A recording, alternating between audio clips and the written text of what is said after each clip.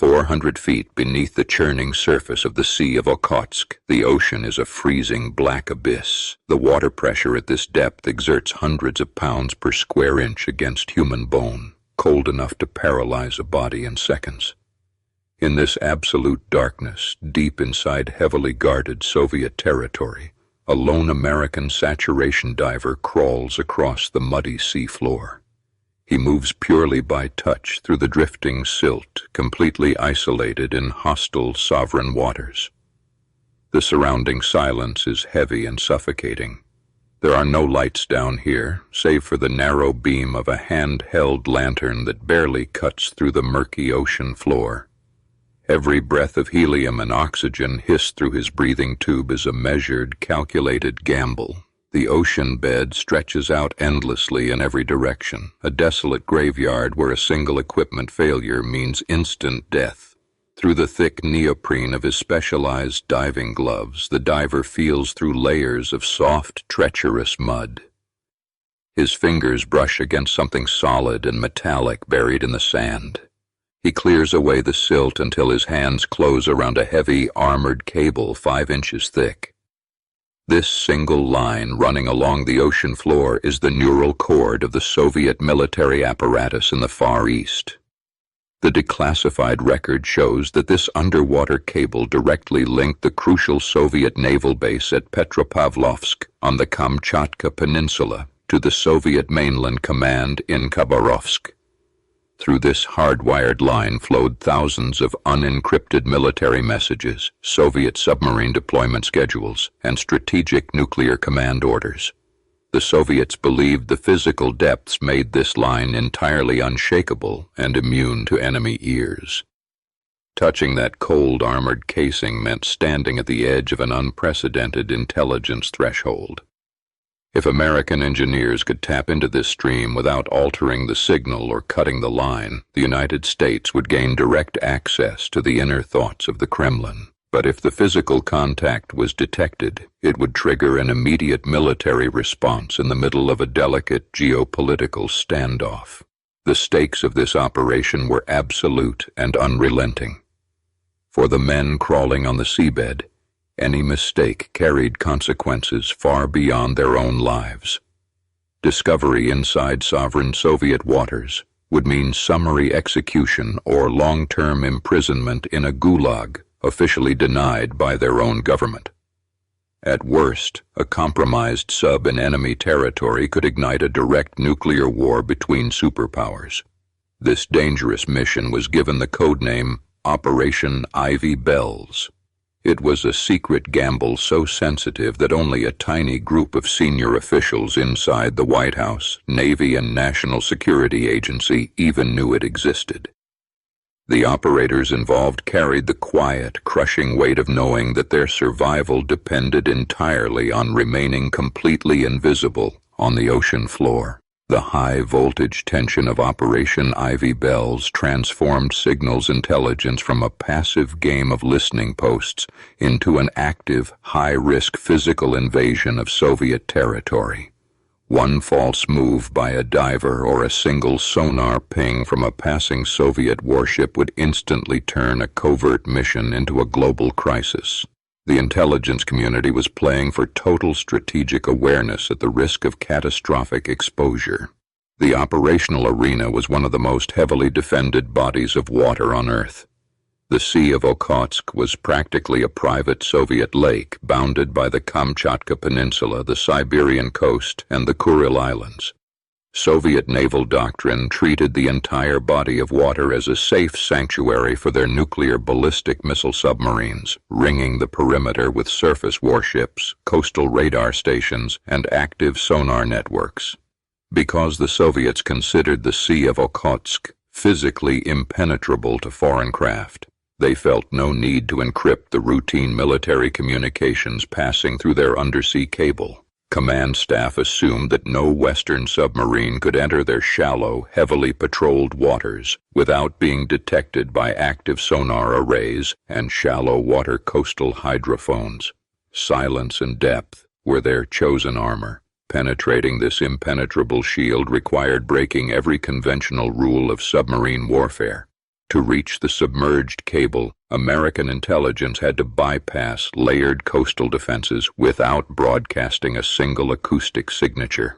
The entire operation relied on exploiting the Soviet military's absolute confidence in their own geographical isolation and technical invulnerability. By the late 1960s, American intelligence faced a crippling blind spot regarding Soviet strategic planning. Soviet command had largely abandoned vulnerable shortwave radio broadcasts in favor of secure, hardwired undersea cables that left no signal in the air for Western antennas to catch. Satellites could photograph missile silos on land, but they were completely blind to the order flows moving underneath the waves. This communications blackout left Washington in a dangerous state of uncertainty regarding Soviet nuclear force readiness and submarine movements. Without direct access to high-level command decisions, American strategists were forced to rely on guesswork during moments of heightened global tension. The urgent need to breach this dark zone drove the Navy and the NSA toward an extraordinary, unproven concept: tapping an active enemy cable on the ocean floor. The psychological pressure inside the intelligence community was intense, driven by the lingering fear of a sudden nuclear surprise attack. Officials knew that operating in complete darkness was a recipe for miscalculation and disaster. That deep institutional desperation overruled standard safety protocols, pushing commanders to approve a mission that many inside the Navy initially viewed as suicidal. Executing such an unprecedented operation required a specialized vessel unlike anything else in the American fleet. Engineers selected the USS Halibut, a former guided missile submarine, and transformed it in complete secrecy inside a closed shipyard. They fitted the hull with heavy retractable skids along the bottom, allowing the massive submarine to rest directly on the muddy ocean floor like a multi-thousand-ton sled. The modified submarine was outfitted with a hidden saturation diving chamber built into its lower deck, complete with a specialized airlock that allowed divers to exit directly into the ocean while submerged. Crucially, the Navy attached a massive, rounded oceanographic structure over the forward deck, giving the submarine a strange, bulky silhouette designed to fool casual observers into believing it was merely a civilian scientific research vessel. Inside the cramped spaces of the USS Halibut, the atmosphere was dark, hot, and thick with the chemical smells of rebreather scrubbers and oil. Crew members worked in near silence beneath dim red interior lights, surrounded by custom-built recording consoles and specialized pressure controls. Outside the steel pressure hull lay hundreds of feet of crushing water, separating the crew from a hostile shoreline. For the crew and divers packed into the belly of the Halibut, the psychological strain was relentless. They operated with the sobering knowledge that if their submarine was trapped or damaged on the seabed inside Soviet territory, no rescue ship would ever come to help them. Declassified logs reveal that if compromised, the captain carried explicit orders to scuttle the vessel and destroy all evidence, leaving no survivors and no trace of the mission behind. Living under that suffocating pressure eroded every sense of normal human safety. For weeks at a time, men breathed recycled air, surrounded by the creaking steel hull, completely isolated from the world above. They knew that a single mechanical failure or a chance detection by enemy sonar would not end in a rescue operation. The declassified record reveals that the crew lived with the chilling reality that they were entirely on their own, trapped in a cold grave if anything went wrong. In late 1971, the USS Halibut slipped out of port, embarking on what would become Operation Ivy Bells. Officially, the mission was framed as a routine deep-sea research expedition tasked with recovering the wreckage of Soviet target missiles from the seafloor. The public and lower-level naval personnel were given plausible cover stories, obscuring the true, dangerous objective, waiting thousands of miles away across the Pacific. Beneath that cover story lay a daring bid to break into the Soviet Union's most secure military channels. The submarine carried specialized teams and experimental gear straight toward enemy territory, driven by the belief that high-stakes intelligence was worth any operational risk. Every sailor on board understood that the success of this voyage depended on maintaining absolute secrecy from the moment their propellers began to turn.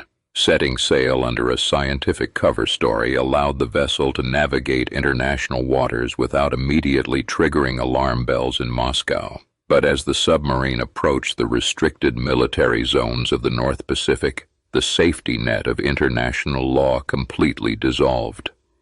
The USS Halibut slowly crept into the Sea of Okhotsk, a vast expanse of freezing ocean surrounded on all sides by Soviet land masses.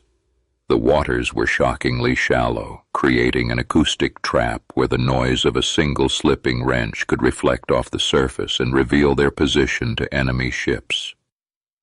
Inside the dark hull, the crew stood frozen, listening to the muffled, rhythmic thud of Soviet destroyer propellers churning through the water directly overhead. Sunlight never reached these icy depths, leaving the submarine surrounded by a dense, murky blackness. The ocean floor was a treacherous landscape of shifting silt and hidden rocky reefs where a single navigational error could ground the vessel. Every minute spent drifting through those restricted waters brought a heavy, suffocating dread as the crew relied entirely on passive sonar to blind navigate around active enemy patrols. Slipping past the enemy's acoustic detection nets required running the submarine at bare minimum power, turning off non-essential systems to eliminate internal machinery noise. This silent running protocol reduced the vessel's thermal and acoustic footprint, transforming a nuclear submarine into an underwater ghost. To find the hidden cable in a sea spanning hundreds of thousands of square miles, the mission relied on a brilliant, simple piece of deduction. Intelligence analysts reasoned that Soviet authorities would need to protect their underwater lines from commercial fishing trawlers. During the dead of night, the submarine raised its optical periscope near the enemy coastline, scanning the dark beaches for warning markers. High on the shoreline, periscope lenses caught the bold outlines of red warning signboards erected by the Soviet military. The signs explicitly warned local fishermen that anchoring or dragging nets in the area was strictly forbidden due to submerged cables. By aligning the submarine's position with those beach signboards, the team narrowed down the search area from an ocean to a narrow strip of muddy seabed. Finding those red shoreline markers confirmed that the target cable was nearby, but it also meant the submarine was operating mere miles from Soviet coastal defense bases. The crew was now standing directly inside the lion's mouth with zero margin for operational delay. The most physical phase of Operation Ivy Bells fell onto the shoulders of saturation divers operating 400 feet below the ocean surface. Breathing a complex pressurized mixture of helium and oxygen to survive the crushing depths, these men lived inside hyperbaric chambers for weeks at a time. Stepping out of the airlock meant entering water that hovered at a bone-chilling 28 degrees Fahrenheit, where exposure without heated suits meant death within minutes. Working in absolute darkness, the divers relied on specialized hot water suits fed by lines from the submarine to keep their bodies from freezing. Every breath was a calculated risk, as the helium mixture distorted their voices and made communication difficult across the line. They moved slowly through the dense ocean pressure, carrying heavy tools and maneuverable floodlights into an environment fundamentally hostile to human life. Heavy weighted boots sank into the thick, fine silt of the seafloor as the divers walked into the gloom. Beam lights cut narrow pathways through the murky water, illuminating clouds of disturbed sediment and the eerie, barren seabed. Suddenly, the narrow beams caught a solid, continuous shape half buried in the mud. A thick, heavily armored cable resting quietly on the ocean floor. The cable stretched into the black horizon in both directions, silent and completely exposed beneath the crushing weight of the Sea of Okhotsk. Encased in heavy rubber and steel winding, it looked like an ordinary piece of industrial hardware, but it carried the unencrypted military communications of an entire superpower. Standing beside it on the ocean seabed, the divers were looking at the central nervous system of the Soviet Far East Military Command. Locating the physical line confirmed that the Soviet Union had left its most sensitive military communications unencrypted, trusting entirely in the physical impossibility of reaching the cable. That misplaced confidence was the singular vulnerability American intelligence intended to exploit. Cutting into the cable or splicing wires would have immediately altered the electrical resistance, alerting Soviet monitoring stations on land that the line had been compromised. To prevent detection, American engineers designed a tap device based on electromagnetic induction. The device was engineered to clamp around the outside of the cable without ever piercing its protective insulation or physical housing. As electrical signals pulsed through the copper core of the Soviet cable, they generated a minute magnetic field around the exterior wire. The induction coils inside the American tap pod picked up these subtle magnetic fluctuations and translated them back into clean, high-fidelity audio signals. This non-intrusive method allowed the tap to record every passing voice and teletype message without leaving a single electrical trace on the line. By capturing communications purely through magnetic induction, the tap device created a flawless copy of Soviet military transmissions while leaving the original signal completely untouched. The Soviet operators on either end of the cable continued their daily conversations, entirely unaware that an invisible ear was listening to every word. To turn this physical contact into continuous intelligence, saturation divers maneuvered a massive, custom-built recording container into position alongside the submerged wire. Measuring 20 feet long and weighing 6 tons, this pressurized pod contained miles of high-density magnetic audio tape engineered to record continuously on the ocean floor for months at a time. The entire apparatus was powered by a compact, self-contained nuclear generator, ensuring it could harvest raw acoustic signals without relying on any external electrical grid or land connection.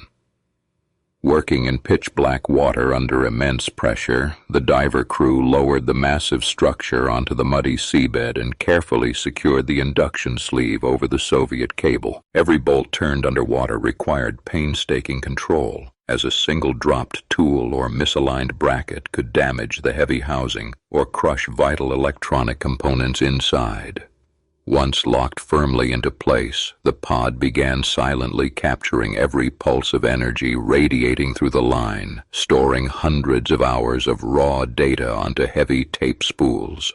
Just as the physical installation neared completion, an unexpected storm swept across the Sea of Okhotsk, turning the mission into a direct fight for survival on the seabed.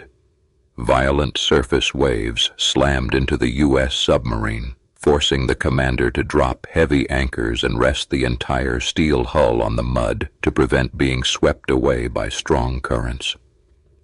Outside in the freezing water, divers were thrown against the ocean floor, their flexible umbilical life support lines straining to the absolute breaking point. If an umbilical line snapped in the darkness, a diver would suffocate in minutes, completely isolated inside enemy territory. Above the submerged American submarine, Soviet surface warships moved across the stormy waters, unaware that an enemy vessel lay pinned to the seabed directly beneath their hulls. The crew inside held their breath in near total silence, waiting out the storm while praying their anchors would hold and their divers would survive the terrifying ordeal. When the fierce storm finally passed, the ocean floor returned to a freezing, silent calm, leaving the vessel surrounded by endless miles of dark water. The U.S. submarine rested motionless in the mud, isolated inside a heavily guarded enemy sea where a single mechanical noise could still trigger a lethal response. With the recording device securely attached, The submarine began an agonizingly slow retreat, slipping out of Soviet territory without leaving a single trace behind. Every sailor on board understood the terrifying stakes of their departure, knowing that if they were detected now, no diplomatic intervention could save them from destruction or permanent imprisonment. The psychological weight on the crew was overwhelming as they crept back toward international waters, leaving their secret engineering marvel resting alone on the ocean floor. They had successfully trespassed into the most heavily defended zone of their rival superpower and installed a permanent listener, carrying home a secret that could ignite an open war if revealed. Once the U.S. submarine cleared the shallow straits and reached open ocean, the initial phase of Operation Ivy Bells, launched in 1971, was officially complete. The secret TAP pod was now operating autonomously on the ocean floor, beginning a long-term intelligence gathering cycle that would reshape Cold War strategy. Months later, when the first collection tapes were retrieved and brought back to land for analysis, experts at the National Security Agency were stunned by what they heard. Soviet military commanders believed the undersea line was completely untouchable, leading them to transmit top-secret communications in plain, unencrypted voice without using secure codes. The tapes yielded an astonishing goldmine of military secrets, revealing unencrypted conversations between senior Soviet admirals, exact readiness reports for nuclear submarine fleets, and detailed maintenance schedules for coastal bases. Analysts even listened to routine personal chatter between officers and their families, gaining an unprecedented view into the daily operations and human realities of the Soviet military. This massive flow of raw intelligence transformed how American leadership understood Soviet strategic intentions, replacing uncertainty with absolute clarity. What began as a high-risk experimental mission quickly developed into a permanent multi-year intelligence pipeline operating deep inside enemy territory. Maintaining this intelligence pipeline required a dangerous operational routine, with specialized U.S. Navy submarines returning to the Sea of Okhotsk every few months. Saturation divers had to descend back to the freezing ocean floor in total secrecy, unbolt the heavy recording pod, retrieve the full spools of magnetic tape, and install fresh reels to keep the system active. Each maintenance run carried the exact same life-or-death risks as the original installation, requiring flawless technical precision under extreme pressure. Every tape swap had to be executed without damaging the cable or leaving any physical evidence, such as dropped tools or disturbed sediment, that could alert passing Soviet surface ships. The continuous rotation of magnetic tape reels built an unbroken archive of Soviet naval planning, feeding thousands of hours of high-value recordings directly to intelligence analysts. The non-intrusive induction mechanism functioned perfectly cycle after cycle, proving that an entire military communication network could be tapped without leaving a single electronic trace. For nearly a decade, Operation Ivy Bells provided the United States with unmatched strategic superiority, giving commanders direct insight into Soviet fleet movements and nuclear readiness. The steady stream of precise, unencrypted intelligence allowed military planners to monitor Soviet operations in real time, shifting the balance of power across the globe. Because the intercepted data was so reliable, senior military officials came to depend on the underwater cable as their primary source for Soviet naval intelligence. The incredible success of the operation created a deep belief within American intelligence circles that the undersea tap was completely invincible. That absolute confidence created a dangerous blind spot, as no one in Washington anticipated that the greatest threat to Operation Ivy Bells would emerge from within their own ranks. While the nuclear pod recorded quietly thousands of feet beneath the ocean, a devastating betrayal was taking shape in the shadow of personal greed and financial ruin. The crack in the system began with Ronald Pelton, a veteran communications analyst at the National Security Agency who possessed an exceptional memory of top-secret signals intelligence projects.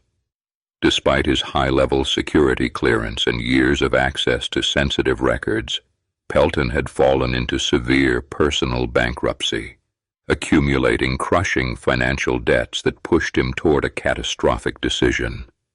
Pelton was not a high-ranking spy or an ideological fanatic, but a former communications analyst drowning in personal debt.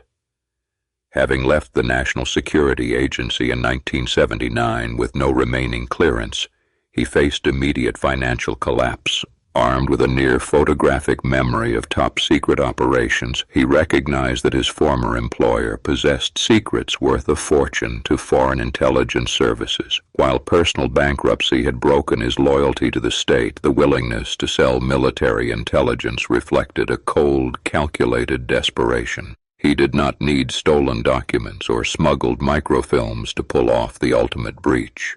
Everything required to dismantle years of underwater reconnaissance was stored entirely inside his head, waiting for a buyer willing to pay. In January 1980, Pelton walked directly into the Soviet embassy in Washington, D.C., completely undetected by American surveillance teams. He sat down with Soviet officers and disclosed the existence of the underwater listening tap in the Sea of Okhotsk. In exchange for just $35,000, he handed over the location and technical design of the United States Navy's most sensitive intelligence collection program. The information instantly exposed the vulnerability of Soviet underwater communication networks, shifting the balance of the shadow war overnight. KGB handlers realized that for nearly a decade, every movement of their submarine fleet had been observed and logged by American analysts. For $35,000, the entire strategic advantage built by Navy divers and cryptanalysts was completely surrendered. After that single meeting at the embassy, Soviet military intelligence acted with quiet, disciplined precision.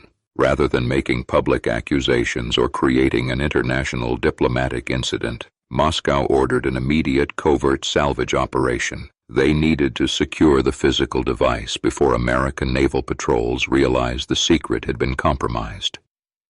Under the cover of routine maritime movements, a specialized Soviet oceanographic vessel slipped into the Sea of Okhotsk.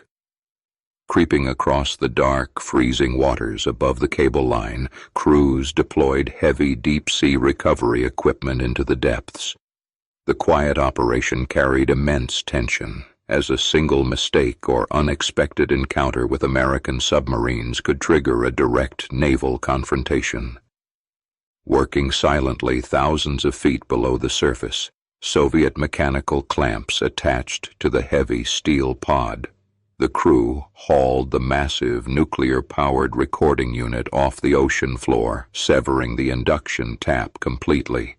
When the pod breached the icy surface and cleared the deck, the most successful undersea espionage operation in American history came to a silent, abrupt end. Once the spy pod was safely secured on Soviet soil, engineers dismantled the housing to examine every mechanical gear, tape reel, and atomic generator inside. The recovery provided Soviet cryptanalysts with a complete blueprint of how American intelligence had bypassed their physical cable shielding. They now held physical proof of the breach, alongside years of recorded magnetic signals. Months later, an American Special Operations submarine navigated back through the freezing, pitch-black waters of the Sea of Okhotsk to perform a routine maintenance mission. Deep-sea divers exited the lockout chamber into the sub-zero current, expecting to locate the familiar silhouette of the recording pod on the mud floor. Instead, their handheld searchlights cut through murky water to reveal an eerie, empty expanse. The massive steel cylinder was completely gone, leaving behind only a disturbed patch of seabed and the jagged, severed ends of the Soviet cable. The silent darkness of the ocean floor offered no immediate answers, only the stark reality that the underwater tap had been physically lifted. The divers took photos of the empty site, their movements heavy with sudden, overwhelming dread. After documenting the severed lines on the seabed, the submarine immediately withdrew from Soviet territorial waters without attempting any further maneuvers. The naval officers filed classified emergency reports detailing the physical disappearance of the multi-ton equipment. Intelligence commanders were forced to confront a terrifying technical mystery, knowing the pod could not have simply drifted away in the ocean current. Cold dread rippled through the highest ranks of the National Security Agency and the Navy as officials realized their top secret had been stolen. The loss meant the Soviet command now knew precisely which naval communications had been intercepted for the past decade. Every operation, deployment plan, and strategic assumption based on the Okhotsk signals was suddenly called into question. Leadership faced the paralyzing realization that the compromise likely came from an insider who knew exact ocean coordinates and technical details. Panic grew as analysts recognized that the Soviets might feed false information through other channels, exploiting the breach to mislead American defense planners. The silence of the ocean floor had turned into an immediate high-stakes security crisis in Washington. While intelligence agencies scrambled to assess the damage, federal investigators worked in complete secrecy to uncover how the location had been leaked. For years, the investigation remained stalled, with counterintelligence teams unable to pinpoint the source of the devastating compromise. The trail lay cold until an unexpected turn of events inside the KGB shifted the focus back to Washington. The breakthrough came in 1985 when high-ranking KGB officer Vitaly Yurchenko defected to the United States. During hours of intense counterintelligence debriefings, Yurchenko provided a vital clue. Years earlier, a former NSA employee with red hair had visited the Soviet embassy and sold crucial naval secrets. Federal agents immediately began cross-referencing employment records, security clearances, and financial histories. The investigation quickly zeroed in on Ronald Pelton, whose history of severe debt matched the timeline provided by the Soviet defector. FBI agents placed Pelton under surveillance, eventually confronting him with intercepted phone recordings from the embassy.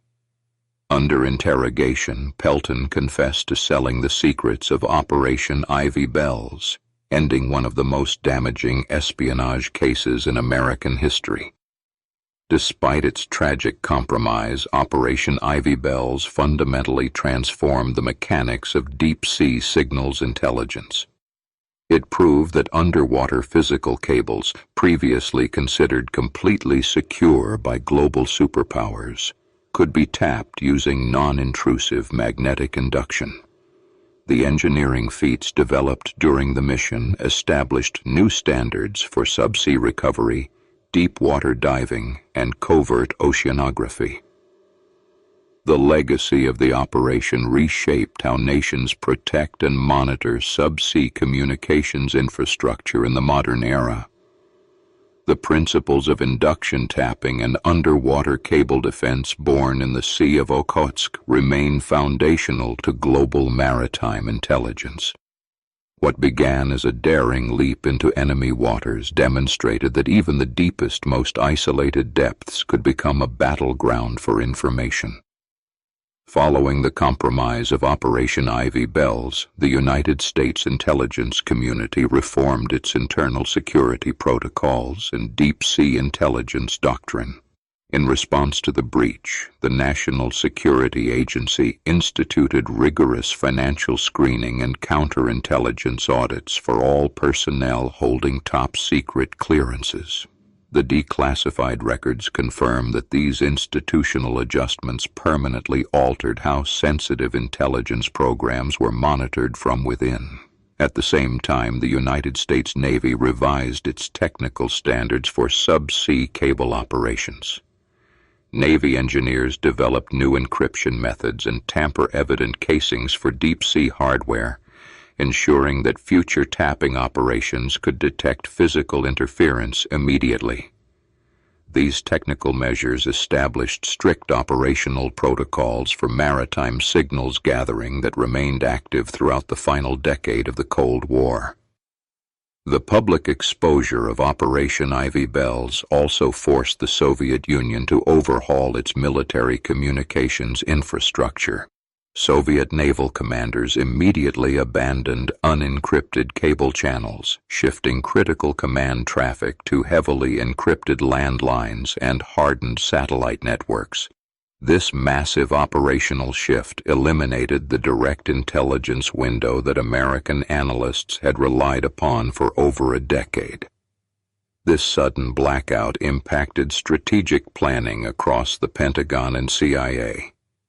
Deprived of direct access to high-level Soviet communications, intelligence planners had to rely more heavily on satellite imagery and long-range acoustic monitoring. The loss of the cable tap demonstrated how fragile intelligence dominance could be when built upon a single compromised asset. For the men who risked their lives in the Sea of Okhotsk, the betrayal by Ronald Pelton left a profound psychological mark. Saturation divers and submarine crews had spent months in freezing, lethal conditions, believing their danger served a higher strategic purpose.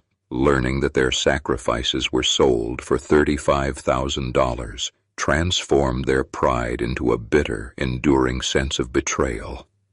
In 1986, Ronald Pelton was convicted of espionage and sentenced to 3 life terms in federal prison. During his trial, prosecutors emphasized that his actions directly endangered American military personnel and exposed critical defense secrets to an adversary. For Pelton's family and former colleagues, the conviction marked the final tragic end of a career built on secrecy and undone by personal greed. The fallout from Operation Ivy Bells reshaped the broader strategic landscape during the late 1980s. Intelligence records from the era reveal that both superpowers began investing heavily in advanced ocean floor technology, turning the world's seabed into a new arena of silent competition. What had begun as an isolated covert mission in 1971 accelerated a global arms race for control over undersea communications infrastructure.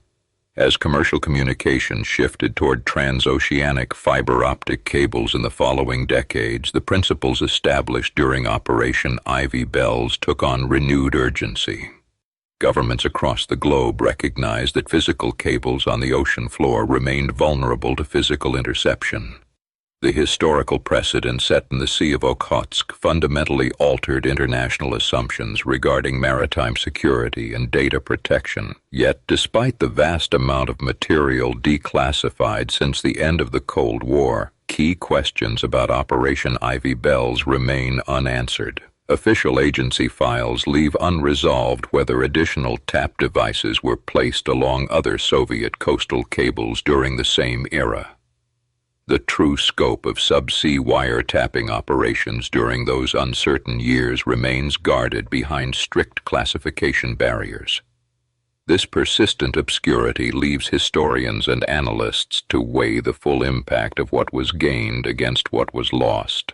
The intercepted transmissions undoubtedly prevented miscalculations during moments of extreme geopolitical tension, yet the ultimate compromise exposed vulnerable assets. The unresolved variables in the official record serve as a reminder that the true cost of shadow warfare is rarely fully calculated.